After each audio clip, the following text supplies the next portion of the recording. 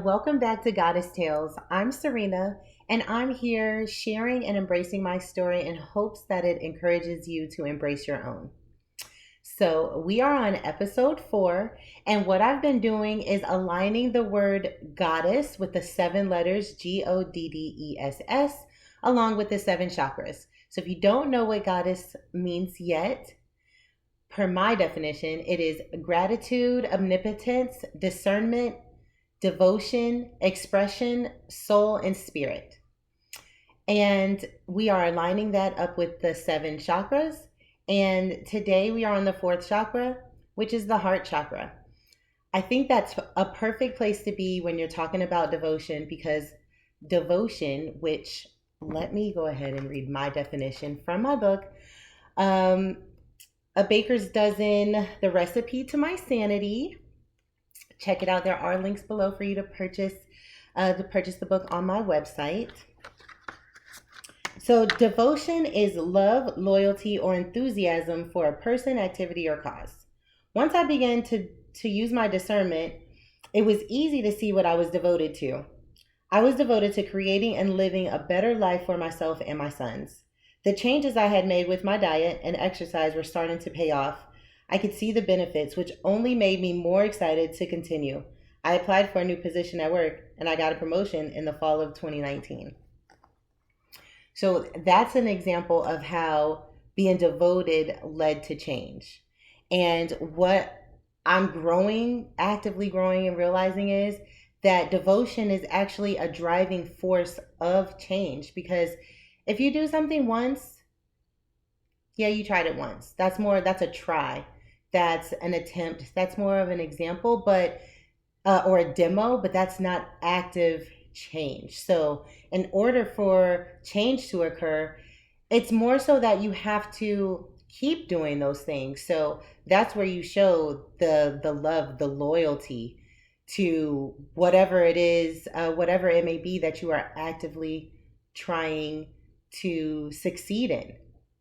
So, for me, a huge thing that I'm devoted to, like I said in my book, was my well-being. In the past 2 years, I've lost over 60 pounds. I'm also a Zumba instructor, and that has basically changed my life. I used to dance a lot as a kid. I even took up Zumba as a participant. I want to say maybe like 10 years. I think it was the first time I've done Zumba, and it's something that I've always loved. But I finally devoted myself because I realized that in my community, I was attending my classes regularly. And I was just like, wow, like I'm doing this so much that it's just like work. And my work is something that I am devoted to as well. So it was easy for me to realize, like, one day it just dawned on me. I was just like, wow, I'm actually devoted to Zumba. I'm actually devoted to my health and realizing that I was healthier than I thought I was because I was working out on a regular basis. It made me then also want to change the way I ate because I was working out, but I really wasn't seeing the results I wanted to see on the scale. So I did a 10-day detox. I made the commitment to do a 10-day detox. And that was a form of self love that I could not explain. Like the sacrifices that you put your body through, there's no sugar, there's no gluten, no alcohol, no caffeine. Um, but there's a lot of food. There's still a lot of food that can be eaten. Clean eating, fruits, vegetables, just like healthy grains, just things that you hear about, but you don't really commit to because you don't want it like, oh, it doesn't taste good. But being healthy tastes so good. Like there's so many healthy foods out there that I love. Um, like smoothies.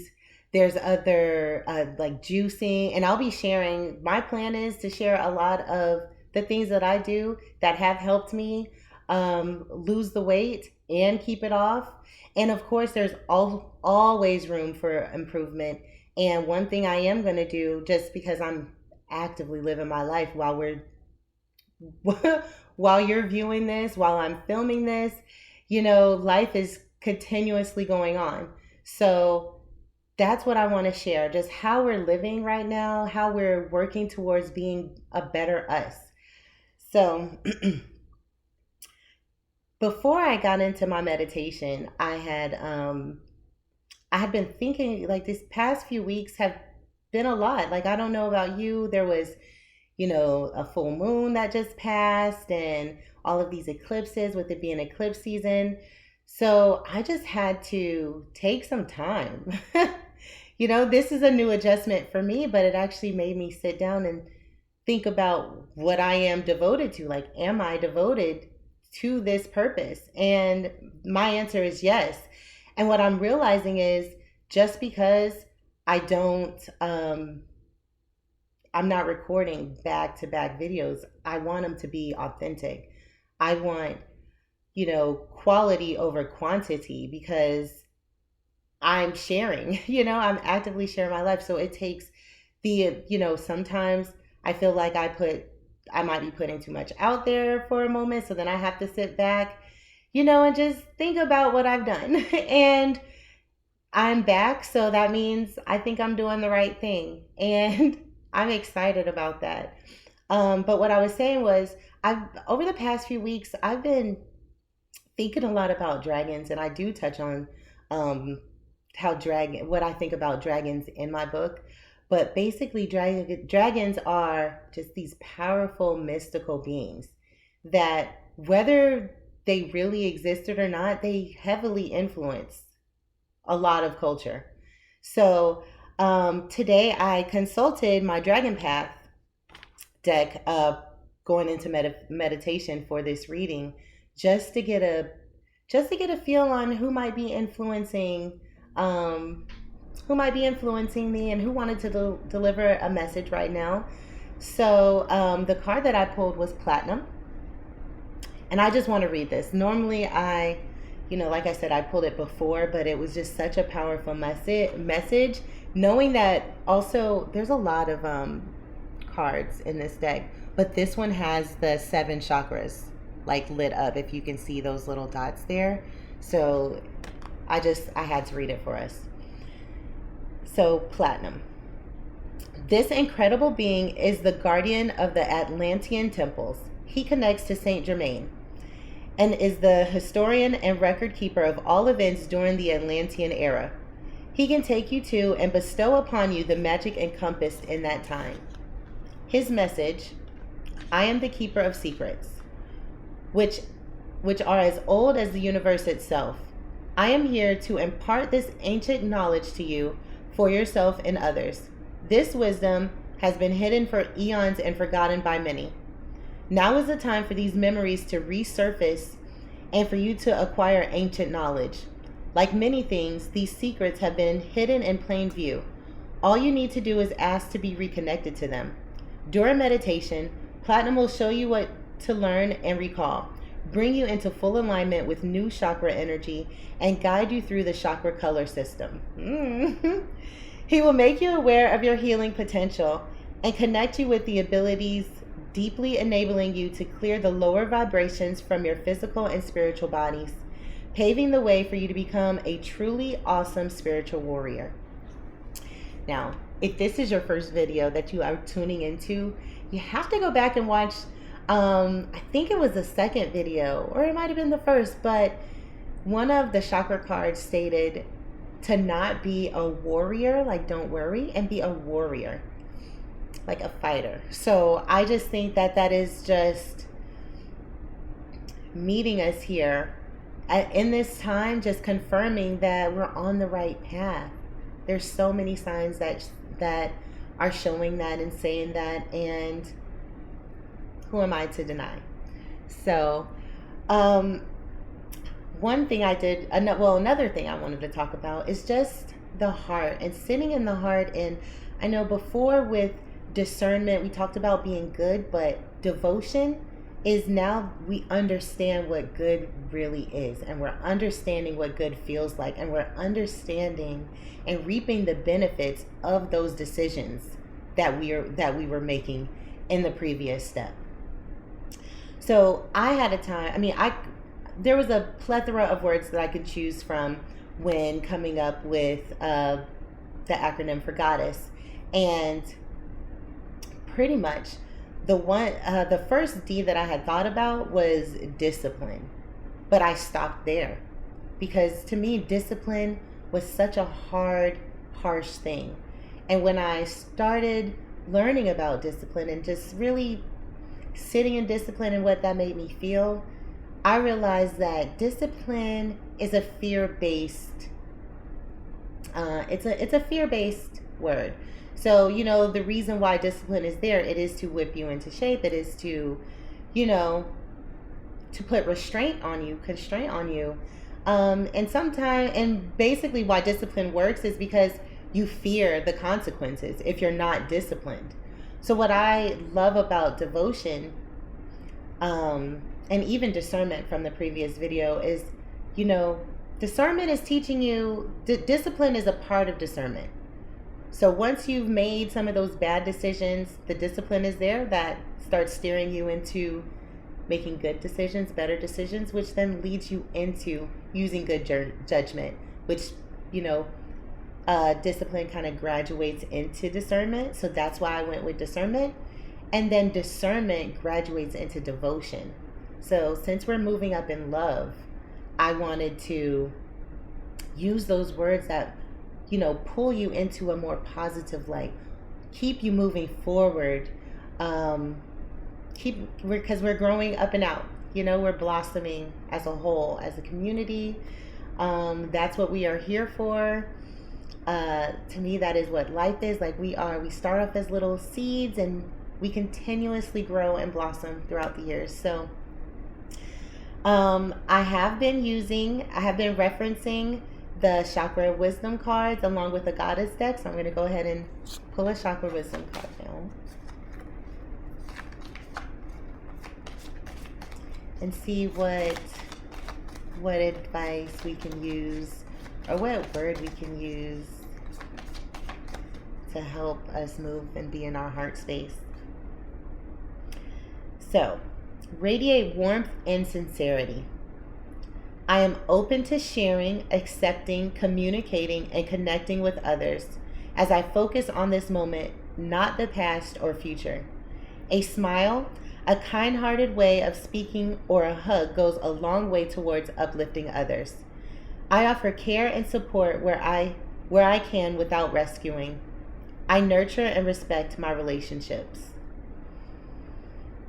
And I think that's huge that it says, I offer care and support where I can without rescuing. I'm about to cry. It just makes me very emotional because, sometimes we become self-sacrificing,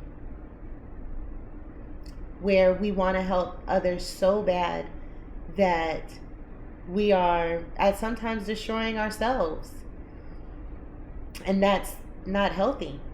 So, like I said, being devoted, love and loyalty, you have to really love yourself, be loyal to yourself overall, because you are who is doing the work.